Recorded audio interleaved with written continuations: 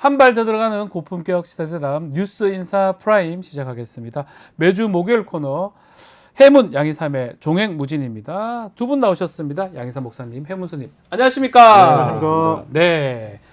자, 스님 나오셨으니까 범어사 이야기 좀 해보겠습니다. 대통령이 범어사를 갔는데 글쎄요, 업보 얘기도 했고 돌을 던져라 맞고 가겠다. 이게 저기서 왜 저런 말을 했고 왜 또 부산에 있는 범어산 사찰에서 저런 발언들이 나왔을까요? 분석 좀 해주셔야 될 것 같아요. 글쎄요. 일단 세 가지 생각이 드는데 첫째, 네.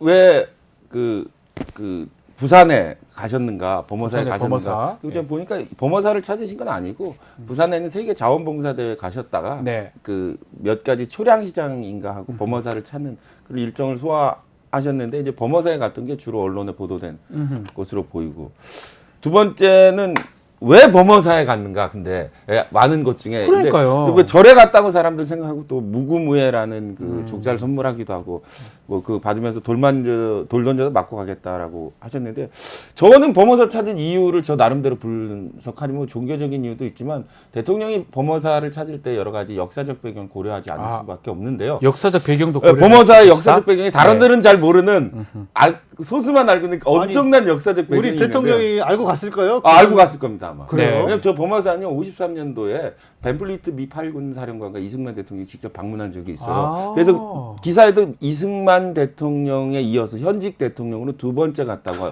나오는데요. 이승만 대통령이 벤플리트 장군하고 같이 범어사에 간 이유는요. 범어사가 당시 국립현충원 역할을 했어요.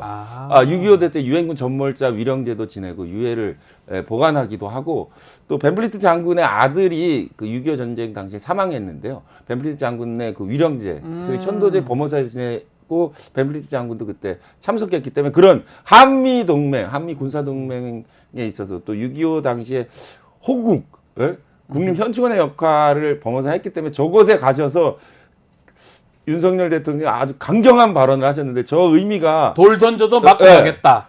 저게 뭐 우리는 국내 정치용으로 보이는데, 저는 저 벤플리트 장군과 갔던 이승만 대통령이 갔던 곳에서 이승만 대통령과 함께 같은 생각을, 이승만 대통령도 그때 그런 이야기 했어요. 아, 그래요? 그래서 좀 약간 국내 정치용이라기보다도 그 국제 관계에 대해서 저런 생각을 하고 있는 거. 국제 관계 뭐 러시아나 북한 북한 관련돼서 얘기? 자기의 분명한 소신을 드러낸 게 아닌가라고 해석해 보는데요. 한 가지 저 말 자체가 별로 좋지 않아요. 정말 돌을 던지면 어떡할? 저런 걸 언참이라고 그래요. 누가 시키지 않는데 자기 스스로 자기의 미래를 예언하는. 이럴 때는 박근혜 대통령이 국회의원 사퇴 기자회견에서 저는 대통령직을 사퇴하겠습니다라고 실언해서 다시 말씀하셨다든지, 최근에는 어떤 뭐 여성 장관께서 드라마틱하게 엑시트 하겠다고 본인이 그냥 드라마틱하게 사라지신 경우는 그런 게 전형적인 언참인데, 본인이 누가 돌 던지지도 않았는데 맞고 가겠다라고 한 건 좀 굉장히 좋지 않은 실언인데 우리 스님은 국제적인 어떤 부분 측면을 말씀해 주셨는데,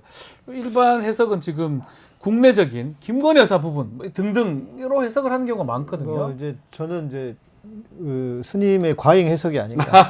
너무 수준이 높다. 스님이 훨씬 더 좋게 수준 높게 해석을 해주셨다. 그 부산에서 이번 선거에서 그 질지도 모르겠는데 크게 이겼잖아요. 뭐 아무리 작은 지방선거 뭐 그 구청장이었지만, 저는 이걸 보였어요. 그러니까 지지자들만, 그러니까 자기를 좋아한다고 하는 사람들한테 가서 환호받는 것. 그러면서 이 양반이 얼마나 심리적으로 취약한 사람인가. 오히려 좀 그게 좀 보였고요. 뭐 개신교계 어디 지금 불교 뭐 카톨릭 다 마찬가지지만 진짜 종교 지도자들이라면 좀 이야기하면 안 됩니까? 뭐 저기 가서 사진 찍으면서 손 꽉 잡으면서 뭘 그런 그 병풍 역할이나 해주면서 왜 이 짓을 하고 있는지 저는 참 한심하다는 생각밖에 안 들고요. 지금 대한민국에 수많은 문제들이 쌓여 있습니다. 의료 문제, 의료 대란 지금 뭐 해결 하나도 못 하고 있고, 또 경제 문제 이제 엄청난 큰 폭풍이 올 거라고 다 경제학자들 예측하고 있고, AI 관련해서 지금 우리나라는 아무것도 지금 대책이 없어서 지금 뭐 십몇위 뭐 그 인터넷 그 최고의 국가가 인터넷 속도도 우리나라 십몇 위로 떨어졌대요. 그런 상황이고, 또 기후위기, 인구 소멸 이런 정말 중차대한 문제를 해결해야 되는데 우리가 저런 하찮은 정말 어찌 보면 국내에 뭐 아무것도 아닌 문제 또 이런 정말 더 큰 중요한 문제를 놓치고 이런 문제에만 지금 집중하고 있다는 게 너무 안타까운 사실 상황입니다. 그 국정 운영 관련해서 뭐 지금 아마 그 말씀 같아요. 김건희 여사가 탁 그걸 맡고 있으니까 막 제대로 된 국정 운영이라든지 외교, 안보, 경제, 뭐 지금 의료 뭐 다 제대로 되는 게 없다라고 말씀 주시는 것 같은데 김건희 여사 우리 상황을 우리가 뭐 항상 종횡무진에서 얘기를 하니까요. 저는 궁금한 게 대통령은 지금 이 상황, 김건희 여사 현재 상황 어떻게 인식을 하고 있을까요? 아니 궁금합니다, 지금. 뭐 여러모로 그 대통령께서 뭐 본인의 심경을 피력하고 계시지 않습니까? 네. 뭐 본인 김건희 여사도 힘들어하고 대화 활동은 자제할 것이다.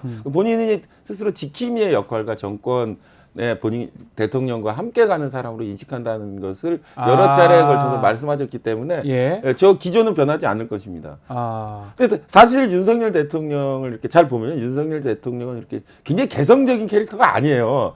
주위에서 혼자 이렇게 튀는 스타일도 아니시고 네. 많이 만날 수 있는 캐릭터인데 그 김건희 여사를 만나서 김건희 여사가 불러일으키는 여러 가지 야망이라든지 대망을 끄셔가지고 김건희 여사와 함께 본인이 집권했다고 생각하시는 것 같아요. 진짜로 공동적으로. 예. 아니 문제는 그 김종인 위원장이 비슷한 얘기를 하긴 했거든요. 네. 인터뷰에서 김건희 여사가 그러니까 윤석열 대통령이 아니고 김건희 여사가 윤석열 대통령하고 공동으로 집권한 걸로 생각하는 거 아니냐라는 얘기를 김종인 위원장이 한 적이 있는데 우리 스님 말씀은 대통령이 그렇게 인식할 것이다. 그럼요. 아. 네. 그러니까 지금 이 메시지도 보면은 전 이렇게 보여요. 주인님을 거스를 수는 없습니다. 왜냐? 우리가 다 지금 드러나고 있고 또 뭐 명태균 혹은 뭐 김대남 관련해서도 다 드러나고 있잖아요. 네. 가스라이팅 된 인물이다라고 하는 것을 다 우리가 드러나고 있는 상황이고 저는 이렇게 보여요. 돌을 맞겠다라고 하는 말을 했다고 하는 것은 본인이 비난을 받고 있다는 것을 알고는 있습니다. 아, 알고는 있다. 그럼 지금 반증이잖아요. 예. 그런데 문제는 뭐냐면 어떤 사람은 소위 말하는 메타인지가 되고 또 자기를 돌아볼 줄 아는 사람들은 자기의 잘못을 내가 뭘 잘못하고 있는가를 생각하겠지만 평생 이렇게 살지 않은 캐릭터이기 때문에 네. 뭐가 문제야? 뭐 이게 뭐라고? 내가 뭘 잘못했다고 이렇게 가는 그런 상황이기 때문에 네. 더 점입가경으로 갈 것이다. 자, 이게 사실 좀 충격적인데 그 뭐 공동이든 뭐 어쨌든 간에 한동훈 대표하고 좀 면담을 아니면 독대 이걸 통해서 좀 해결될 좀 여지도 뭐 있지 않을까. 아마 여권의 지지자라든지 많은 국민들이 그 측면을 좀 바라봤던 것 같은데 뭐 이번 주 내도록 그 얘기를 하고 있습니다. 콜라 네. 그리고 네모난 탁자에서 조사받듯 한 모습. 그러니까 그 만찬을 처음부터 끝까지 보면 한동훈 대표에 대한 배려심은 전혀 없어 보이고 예. 뭔가 이거는 김건희 여사 특검법 하지 마라 그런 얘기 할 바에는 이런 거 보여준다라는 것처럼 해석이 되거든요. 글쎄 뭐 그 결과론적으로는 이제 그럴 것 같은데 네. 제가 바라보고 있는 윤석열 대통령은 의전에 매우 어두우신 분이에요. 아니 그게 본인이 어둡다 하더라도 밑에 참모도 의전 비서관도 있고 많잖아요. 저러고 저렇게 가는 걸 정상적으로 콜라를 제가 저희 솔직히 우리 스님 우리 방문한 적 있잖아요. 네네네. 아주 극진한 대접을 해주시고 차 같은 거 아주 극진하게 주셨던 기억이 나거든요. 하다못해 저희 같은 사람이 가더라도 그렇죠. 네. 손님이 왔는데 손님이 오면 콜라를 주는 게 어디 있습니까? 아니 윤석열 대통령 사우디 빈살만 왕자 왔을 때는 맹물 생수 줬어요. 그것도 사각 테이블에. 그러니까 똑같습니까? 의전 절차 자체가 저분이 좀 약한 분이에요. 너무 약한 거 아닙니까? 그리고 이제 그 본인이 환하게 웃으면서 대화할 때는 그 재벌 총수들이나 이제 그 지인들과 해운대 횟집이라든지 네. 폭탄주 할 때는 환하게 이렇게 건배하실 때 그런 모습은 굉장히 좋은데 차가 어색하고 그리고 술이나 이런 건 좋은데 그 사람들이 저 착각하는 게 저거 자체가 잘못된 게 보도의 최초의 차담이라고 하는데 저 무슨 차를 마셨습니까? 제로 콜라와 윤석열 대통령은 아메리카노 커피 아이스 드셨다. 아메리카노. 아이스 아메리카노 마셨다고 하는데 그럼 저게 차담이 아니에요. 차담은 굉장히 격조가 있는 거예요. 그러니까요. 저거 콜라하고 커피 마신 거를 차담이라는 이름에 이렇게 포장했을 뿐이지. 네. 그러니까 차담이라고 했으면 콜라하고 아메리카노 마시면 안 돼요.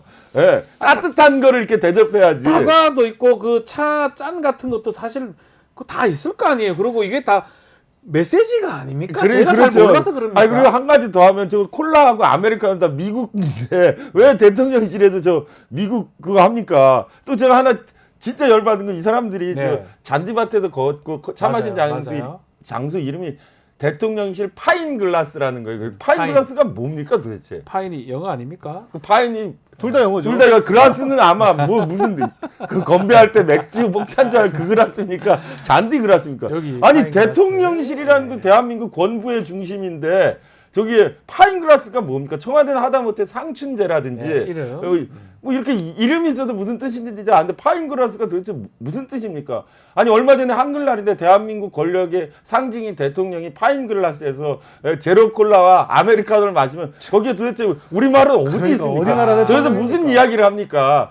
제가 무슨 일이 있어요? 저 파인 글라스 저 대통령실 저 이름 저 행정소송에서 바꿔야겠다는 제 중대한 결심을 제가 내릴 정도로 저거 정신머리가 썩은 거예요. 저기서 무슨 이야기 좋은 얘기 결론이 나올 만무한 그런 장소라고 생각합니다. 저거 그 바꿔야 됩니다. 장소, 이름, 콜라, 아메리카노 모든 게 문제라고 지금. 그러니까 저분이 원래 의전이 약해요. 네. 한 가지 더 있는 건 도대체 어떤 놈이 저 이름을 졌냐 이거예요. 놈이라니요. 예. 예, 어떤 파인, 사람이. 파인 글라스가 뭐예요? 대통령실에 불경하게. 아니 우리 스님은 그렇게 하나만 하셔도 돼. 왜냐하면 네. 하시는 일을 하셔도 됩니다. 생각하면 예. 원래 그 일도 하시죠. 그럼요. 근데 한 가지 걱정은 저거 누가 졌는지 저거를 조사하면 엉뚱한 좀 예상된 사람이 나올까봐 걱정되긴 한데 혹시나. 예. 자 지금 아니 예. 저는 저 사진 보자마자 그러니까 뭐랄까 윤석열의 캐릭터를 정확하게 보여주는 거라고 생각해요. 그 이제 한동훈하고 이렇게 딱 폼 잡고 있지 않습니까? 네. 그러니까 늘 말씀드리지만 그 윤석열은 힘을 과신하는 힘이 전부라고 생각하는 사람이기 때문에 저 탁자도 그렇고요. 저 탁자 저게 뭡니까 저게?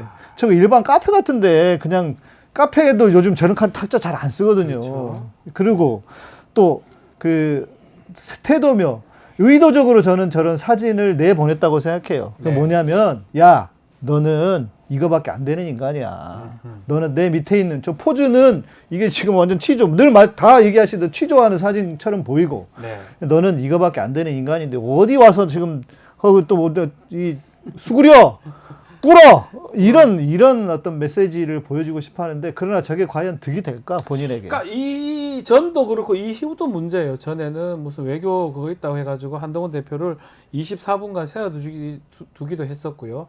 직후에는 콜라를 먹여서 보낸 다음에 추경호 원내대표가 밥은 또 만찬은 또 그 추경호 다 원내대표가 메시지잖아요. 이런 게 다 메시지. 네. 특히 언론 보도는 이제 헤어질 결심한 거 아니냐 두 사람 이런 네. 얘기까지 하거든요. 어떻게 보십니까?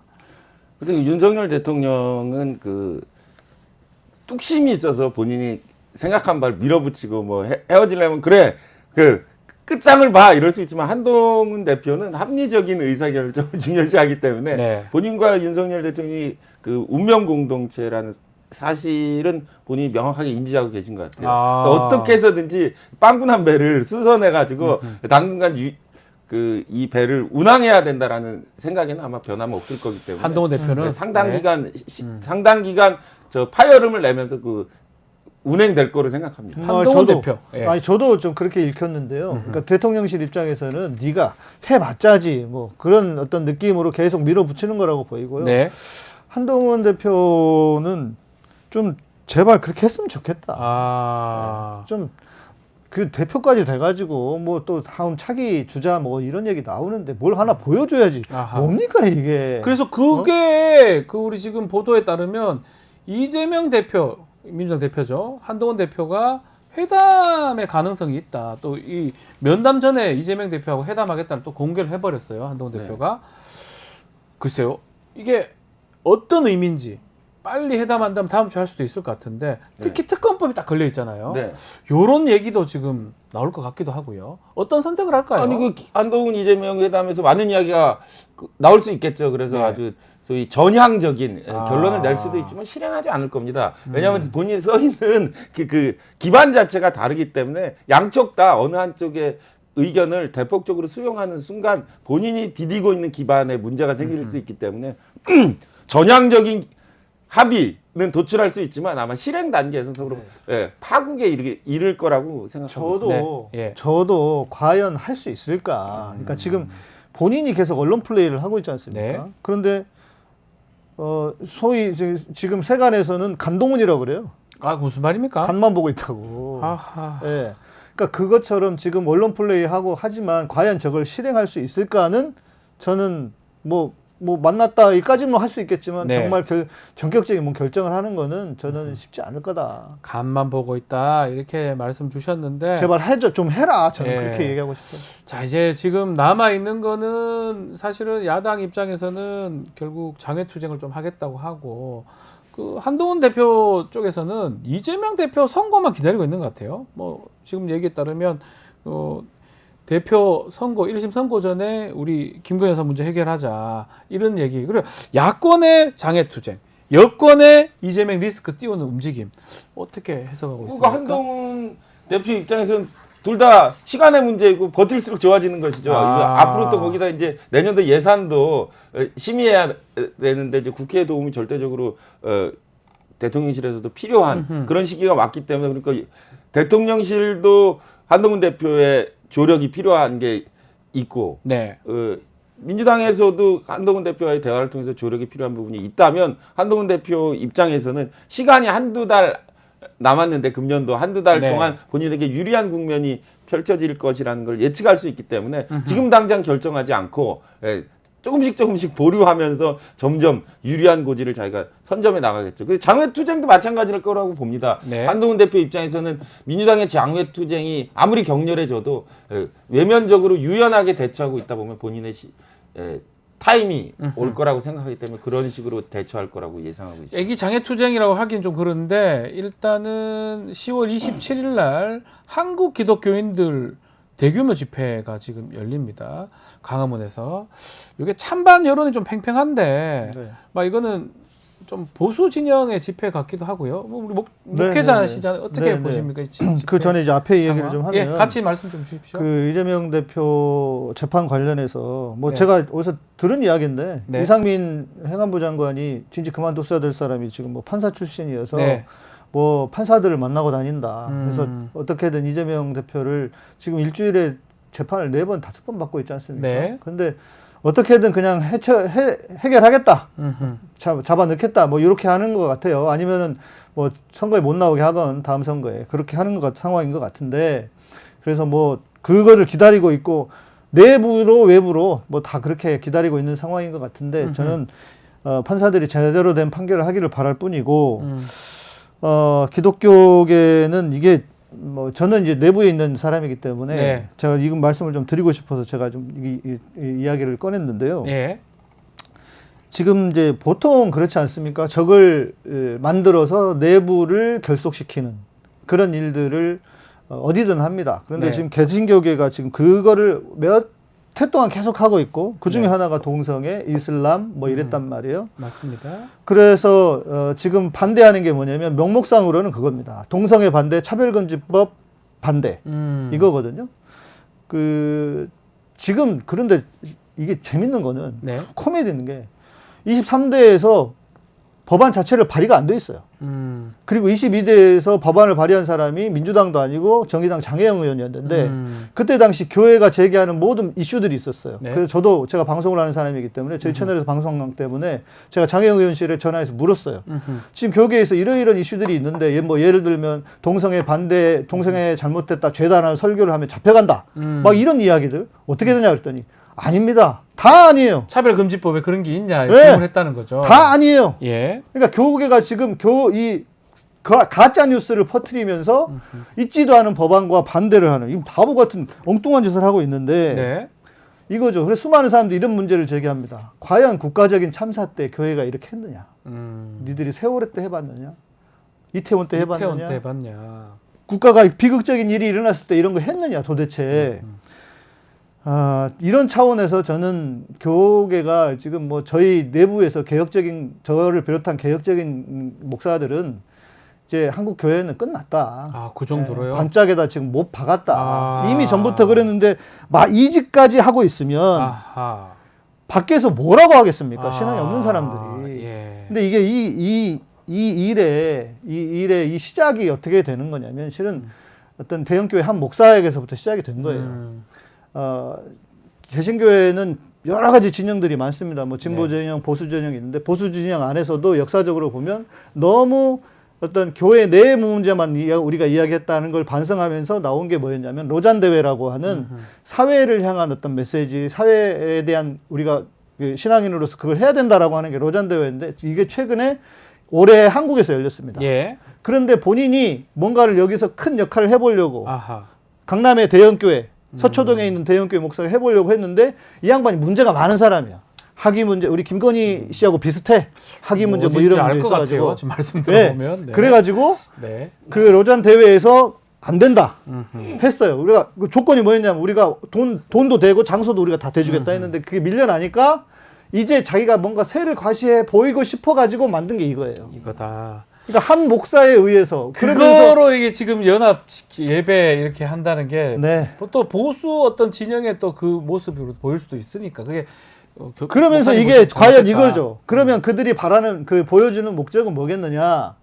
지금 윤석열 지지율 빠지고 뭔가 코너에 네. 몰려 있는 것 같으니까 우리 보수적인 교회가 요만큼 힘이 있습니다. 언제든지 우리한테 의지하십시오라고 하는 걸 보여주고 뭔가 혹시나. 지지하고 싶은 그런 것들이 있다. 저희 교단 선배입니다. 알겠습니다. 누군지는 뭐 아마 아실 분은 알 것 같은데요. 네. 서초동, 강남 서초동, 서초역. 아유 죄송합니다. 자 화제를 좀 돌려보겠습니다. 북한군 파병설 지금 계속 확산되고 있는데 스님한테 한번 여쭙고 싶어요. 미국, 러시아도 입장이 정확하지 않고 우크라이나는 맞다고 하는 것 같고 우리 국정원도 좀 맞다는 것 같은데 어떻게 보십니까? 근데 파병이 저 사건이- 가능해요? 저 사건 이상해요. 예? 저 사건이 이상한 게 이상하죠. 저도 예. 군에 있는 아니 상황에서 제가 알고 있는 상태 북한이 6천 명씩 2개 여단을 우크라이나까지 보내려면 그 교통수단이 그 결의가 엄청난데 저게 미국과 지금 모르게. 예. 갈 수가 미국 있나요? 모르게 6천 명이 못 타고 갑니까? 잠수함요. 예.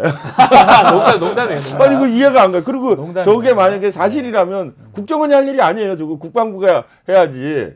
지금 뭐 이 모습 공개가 됐는데 6천 명이 이렇게 이동하고 근데 저거 특수부대가 1만여 명이 그러니까 파병된다. 저게 말이에요. 예? 국정원이 파악하고 있는 걸 국방부가 파악하지 못하고 있다는 거. 국방부 지금 뭐 대한민국 국민의 안전을 최악입니다. 그러면 책임지고 최악입니다. 있는 부서인데 어떻게 예. 국정원보다 파악 능력이 떨어진다. 저거 그러니까 제가 볼 때 저거 말이 안 돼. 네. 국정원 말을 믿을 수 없어요. 아하. 예. 그러면 아닐 수도 있다 이렇게 보시는 거군요. 아니죠. 6천 아니다. 아예 아니다. 아니 6천 명을 지금 2개 보냈으면 좀 못 타고 12,000명. 갑니까? 12,000명이 도대체 못 타고 갑니까? 그게 미국이 만약에 12,000명 북한군 병력이 이동했다면 그 난리가 났죠. 12,000명이 이동하는데 그걸 못 볼 수가 있나요? 그러니까 12,000명을 그러니까 절대 아니고 3,000명도 아니고 일부 이를테면은 뭐 후방 지원이나 뭐 이런 건 약간 가능할 군사 것 같은. 고문단이나 네네네. 군수 관련된 그런 사람들이 갔을 가능성은 배제할 수 그거는 뭐 없지만 그 전에도 이미 갔었을 거라고 생각하는데. 특수부대, 전투부대 2개 여단이 가는 거. 제가 군에 작전 관련된 제가 일을 보면 미군이 위성하고 다 알고 있는데, 알아요. 예. 120명도 가기가 어려워요. 근데 12,000명이 근데 뭐 미국이 지금 자기들 코가 석자니까 지금 그쵸? 선거 때문에 뭐 아. 그래서 그러는 건지. 예. 근데 만약에 저게 사실이라면 네. 북한으로서는 여러 가지의 어떤 이득이 있는 것 같아요. 일단은 보니까 그 저기서 이제 그냥 가는 게 아니지 않습니까? 월급 받고 네. 그렇게 가는데 엄청난 외화벌이를 하더라고요. 기존에 하고 있는 외화벌이보다 훨씬 그걸 능가해요. 그러니까 그 달러를 벌 수 있다는 거. 그리고 러시아와의 어떤 깊은 연대. 그래서 뭐 만일 진짜 한반도에 무슨 비상 상황이 생기면 이제 자동으로 북한과 러시아는 하나가 되는 거고. 네. 그리고 지금 북한이 제일 필요한 게 뭐냐면은 미국까지 쏠 수 있는 미사일. 네. 그 기술이 필요한데. 대륙간 탄도 미사일. 네, 그래서 러시아 또 통해서 갖고 있어요, 다. 러시아 통해서 기술 전수받을 수 있고. 다 갖고 있어요. 또 실전 기술을 북한도 아무리 뭐 군인들이 그렇다고 하지만 실전은 기술이 없단 말이에요. 근데 벌써 한 2년 넘게 이 전쟁 되는 상황에서 러시아로부터 받을 수 있는 실전 기술도 있고. 그러니까 북한 입장에서는 남는 장사일 수는 있다는 생각은 들어요. 에이, 남는 장사 아닌 게죠. 네. 북한이 만약에 갔으면 미국은 지금 바이든 행정부 다 지금 집에 가야 돼요. 아니 그래서 선거 때문에 시시하고 있다 이런 얘기를 했단 말이에요. 아니 그게 아니라 선거의 문제가 아니라 그 미국이라는 나라가 그 세계의 국제 질서를 통제할 수 없다는 게 증명된 건데 그 바이든 행정부 다 집에 가야 되는데 만약에 저런 일이 있기 저 어렵다고 봐요. 미 대선 지금 2주 남았는데 중동도 안 좋아요. 네. 우크라이나도 안 좋은데 지금 극동 상황, 우리 극동 상황, 네. 북한 극동 상황에 안 좋은 이런 것까지 만약 통제를 못했다. 예. 그럼 선거도 그렇죠. 지겠죠. 선거가 아니라 그냥 바이든 그 밑에 있었던 사람들 다 집에 가야 된다니까. 아니 그래서 말이 안 돼요. 그래서 미국에서 이렇게 보내서 대통령실 그랬다는 거 아닙니까? 선거 전까지 아무것도 하지 말고 가만히 있으라고. 그 부장관이 예. 그 미국이 2차 대전 이후로 계속 목적이 뭐였냐면 두 지역에서 전쟁을 수행할 수 있는 능력을 키우는 거. 네, 근데 네. 결국은 실패했어요. 예, 예. 한 개는 가능하지만 네. 두 개, 지금 세 개가 될 수도 있어요. 잘못하면. 뭐 그런 거기 때문에 미국이 지금 사실은 특히 민주당 지금 바이든 정부 입장에서는 이게 움직였다는 거를 만약 움직였다면 저 큰일 날 일이. 큰일 날 일이죠. 근데 저게 왜 그러면 지금 젤렌스키가 대통령 임기가 끝났잖아요. 네타냐후도 비슷한 것 같아요. 네, 지금. 대통령 임기가 끝났는데 저 계엄령 때문에 계속 이제 권한대행 형태로 이제 계속 하고 있는 건데 트럼프가 대통령 되고 그러면 이제 본인도 내려와야 되고 그러니까 이제 젤렌스키 발로 북한이 파병했다라는 게 맞습니다. 계속 나오고 있는 것 그 같아요. 네. 우리 시간이 얼마 없지만 짧게 한번 결국 미국 대선에서 만약에요. 네. 스님은 계속 그 얘기 좀 했었는데 트럼프가 된다고 가정하면 이 전 세계 국면이 다 바뀝니다. 네. 우크라이나 전쟁 더 안 될 가능성이 그렇죠. 높고요. 네. 중동에도 마찬가지거든요. 네. 이런 거 봤을 때 북한도 마찬가지입니다. 그러니까 이런 거 다 우리가 좀 2주밖에 안 남았어요. 좀 생각해야 되는 거 아닙니까? 맞습니다. 예. 그러니까 지금 이제 제가 이렇게 좀 보니까 네. 우리 언론이 실은 이제 좀 거짓말 혹은 사기를 쳐왔더라고요. 아, 뭐 해리스가 이기고 있다 막 했는데 네. 이긴 적이 없어요. 보니까 지금 그 여론조사에는 어떨 줄 모르겠지만 네. 아시다시피 선거인단 뽑잖아요. 그런데 선거인단은 한 번도 이긴 적이 없어서 제가 볼 땐 트럼프가 될 확률이 아주 높아지는 상황 같아요. 지금 상황상으로 여기는 경합주입니다. 경합주에서 딱 뽑는 거기 때문에 경합주에서 어느 쪽이 유리하냐. 근데 좀 트럼프한테 유리하게 가고 있는 모양새거든요.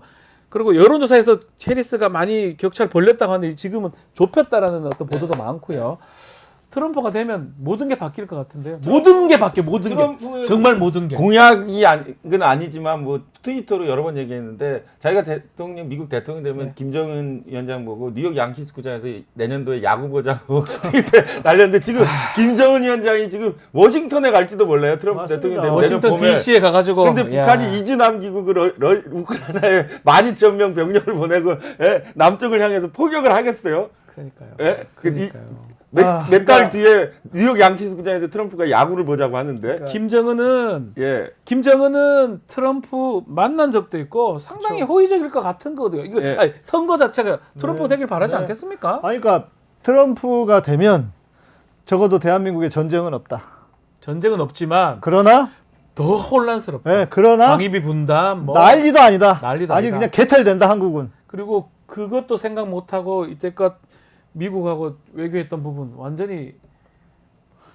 모래성이 되는 거 더 아닙니까? 무서운 건 윤석열 대통령이 북한군 파병설에서 격분하셔가지고 우크라이나에서 이제 살상용 무기를 제공하겠다는 걸 검토하고 계신다는 거잖아요. 네. 그럼 이제 러시아와의 관계가 끝나요. 그렇죠. 그러면 이제 어떻게 되는 겁니다. 한반도를 둘러싼 4대 강국 중에 지금 예. 트럼프가 왜 저렇게 돈 한국한테 뭐 ATM기다 이렇게 얘기를 하고 있냐면 대미 무역 흑자 때문인데 네. 대미 무역 흑자가 엄청나게 늘어났어요. 그런데 뭐냐면 한국이 미국에다가 자꾸 뭐 미국에서 투자하라고 그래가지고 설비 투자하고 했잖아요. 네. 공장 지어주고. 근데 그게 다 잡힌다는 거예요. 근데 그거는 계산 안 하고 뭐 트럼프 입장에서는 뭐야 몇백억 달러? 오, 그거 너네 이렇게 흑자 났네. 그러면 우리한테 돈 더 내야지. 그러면서 방위 분담금을 그렇게 12조 달러를 요구한다는 거 아니에요? 12조를 요구한다는 거 아닙니까? 예. 12조 원을. 그러니까 이게 과연 지금 이 정부가 이걸 감당할 수 있을까?